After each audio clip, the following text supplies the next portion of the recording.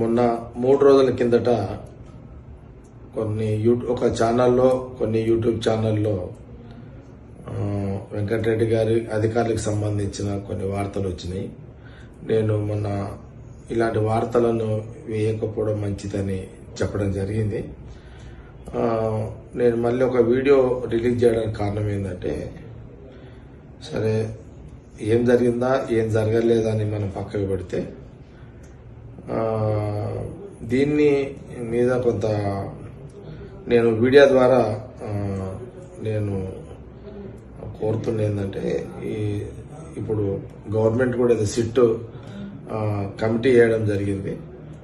కొందరిని జర్నలిస్టులని అరెస్ట్ చేసినట్టు కూడా వార్తలు వచ్చినాయి. రాత్రి 11-12 గంటల నుంచి కొందరు జర్నలిస్టులను అరెస్ట్ చేస్తున్నట్టు వార్తలు కూడా ఇప్పుడు బయటకు వచ్చినాయి. నేను సిట్ అధికారులకు కోరుతున్న ఏంటంటే, కొంత మీరు కూడా కొంత ఆలోచన చేయండి. దీన్ని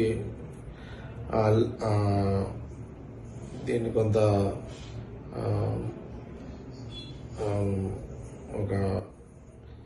దీన్ని ఇక్కడికే అదంటే సిట్ అధికారులకు కూడా నేను కొంత నా ఆలోచన ఏంటంటే, సరే కొంత మీకు కూడా ఆవేదన ఉంటుంది, అధికారుల మీద కూడా వార్త వచ్చింది కదా అనే ఫీలింగ్ మీకు కూడా ఉంటుంది. దాన్ని ఎవరం కూడా సమర్థించము.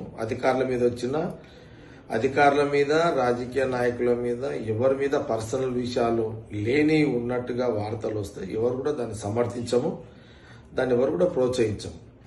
దట్టు మహిళా అధికారుల మీద అసలుగా ఎలాంటి వార్తలు వస్తే దట్టు ఎవరు కూడా మేము ప్రోత్సహించము. అధికారుల మీద వచ్చినా రాజకీయ నాయకుల మీద వచ్చినా లేనిది ఉన్నట్టుగా ఎవరు వార్తలు వేసినా అది తప్పే. దాన్ని తీవ్రంగా అందరం ఖండించాల్సిందే.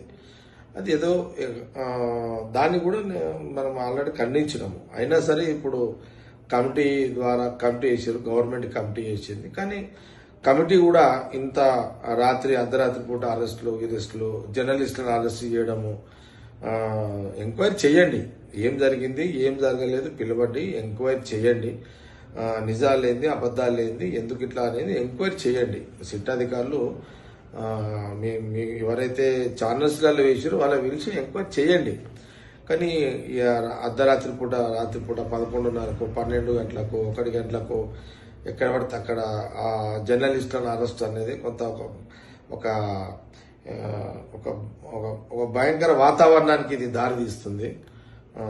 అర్ధరాత్రి జర్నలిస్టులు అరెస్టు అనేది ఒక భయంకర వాతావరణానికి ఇది దారితీస్తుంది. దీని మీద సిట్ అధికారులు, డీజీపీ గారు అధికారులు అందరు కూడా నేను గవర్నమెంట్ కూడా ముఖ్యమంత్రి గారితో కూడా వారు కూడా అందరితోటి అధికారులతో మాట్లాడమని నేను కోరుతున్నా.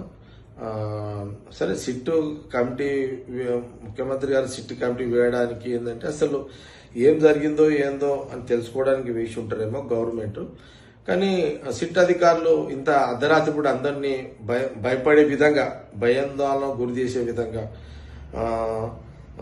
జర్నలిస్టులకు భయపడే విధంగా ఈ అర్ధరాత్రి కూడా అరెస్టులు చేయడం ఎందుకు? సిట్ అంటే కమిటీ, అది మీరు ఎవరి మీద అయితే ఉందో వాళ్ళని పిలవండి, నోటీసులు ఇవ్వండి, పిలవండి.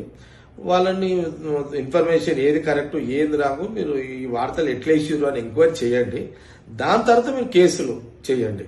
కానీ మీరు డైరెక్ట్గా అర్ధరాత్రి పూట అరెస్టులు జర్నలిస్టులను చేసేసరికి అయితే జర్నలిస్టులు ఒక ఫీలింగ్ వస్తుంది, ఈ అర్ధరాత్రి అరెస్టులు ఏంది అని ఒక ఫీలింగ్ వస్తుంది. అలాంటి ఒక యుద్ధ వాతావరణానికి దారి తీయొద్దని సిట్ అధికారులు కోరుతున్నా. తక్షణమే ఇప్పుడు మీ కస్టడీలో ఉన్న అధికారులందరినీ కూడా వదిలేసేసి మీరు వాళ్ళకి నోటీసులు ఇచ్చి పిలిచి మీ దగ్గర ఏం ఆధారాలు ఉన్నాయి, ఏ ఆధారంతో మీరు ఇలాంటి వార్తలు రాస్తున్నారని అడగండి.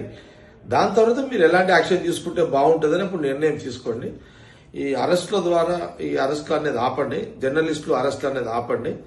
ఇది ఒక రాష్ట్రము, ఇది కాంగ్రెస్ పార్టీకి కాంగ్రెస్ గవర్నమెంట్కి కూడా కొంత ఇబ్బందికరంగా ఉంటుంది. ప్రతిపక్షాలు దీన్ని ఇంకో రకంగా తీసుకొచ్చే అవకాశాలు కూడా ఉంటాయి. కాబట్టి సిట్ అధికారులు కొంత కూల్ మైండ్ తోటి మీరు కొంత నోటీసులు ఇచ్చి వాళ్ళని పిలిచి ఎంక్వైరీ చేసి కేసులు ఏదైనా ఉంటే మళ్ళీ మీరు గవర్నమెంట్ తోటి మాట్లాడి అప్పుడు ఆలోచన చేయండి. ఈ అరెస్టులు అనేది మీరు ఆపితే బాగుంటుందని నా ఆలోచన. సిట్టాధికారులకు మీడియా ద్వారా నేను కోరుతున్నా, దయచేసి మా ఇంట్లో ఆడపిల్లలు ఉంటారు, మా ఇంట్లో ఆడపిల్లలన్నా మేము కూడా ఫీల్ అవుతాము.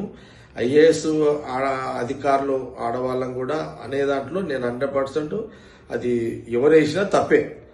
ఐఏఎస్ అధికారులు మీ ఆడవాళ్ళకు సంబంధించిన ఐఏఎస్ అధికారుల మీద ఎవరు వార్తలు తప్పులు ఎవరు వార్తలు రాసినా తప్పే. నేను దాన్ని తీవ్రంగా ఖండిస్తున్నా. వెంకటరెడ్డి గారి మీద కానీ అధికారుల మీద రాసిన వార్తని నేను పూర్తిగా ఖండిస్తున్నా. అలాంటి వార్తలు ఎవరు రాసినా తప్పే. కానీ మీరు ఎంక్వైరీ చేసుకోండి, పిలవండి, నోటీసులు ఇవ్వండి, అని అడగండి.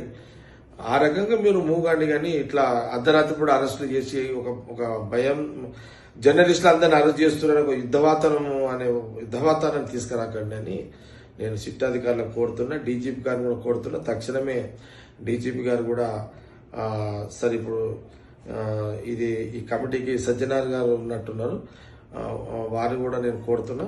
దయచేసి మీరు ఇమ్మీడియట్లీ కొంత ఇప్పుడు అరెస్ట్ చేసిన వాళ్ళని వదిలేసి మీరు అందరికి నోటీసులు ఇచ్చి మీకు ఎవరెవరైతే వార్తలు ఇచ్చారో వాళ్ళని పిలిచి మీరు వాళ్ళ దగ్గర ఏమి ఇన్ఫర్మేషన్ ఉందో ఆ రకంగా ఎంక్వైరీ చేయండి. కానీ ఈ రాష్ట్రంలో జర్నలిస్టులు అరెస్టు చేస్తున్నారని ఒక యుద్ధ వాతావరణాన్ని వచ్చే రకంగా అరెస్టులు చేయొద్దని నేను డీజీపీ గారికి, సజ్జనార్ గారికి, ఈ కమిటీ, సిట్ కమిటీకి అంటే ప్రభుత్వానికి నేను ఈ మీడియా ద్వారా కోరుతున్నాను. ఈ రాష్ట్రంలో జర్నలిస్టులు అరెస్టు చేస్తున్నారు, అధికారుల మీద రాసిన వార్తలను వ్యతిరేకంగా జర్నలిస్టులను అరెస్ట్ చేస్తున్నారని ఒక యుద్ధ వాతావరణాన్ని రాష్ట్రంలో రాకుండా చూడాలని కూడా నేను డీజీపీ గారిని, సిట్ కమిటీ అధికారులను నేను ప్రభుత్వాన్ని కోరడం జరుగుతుంది.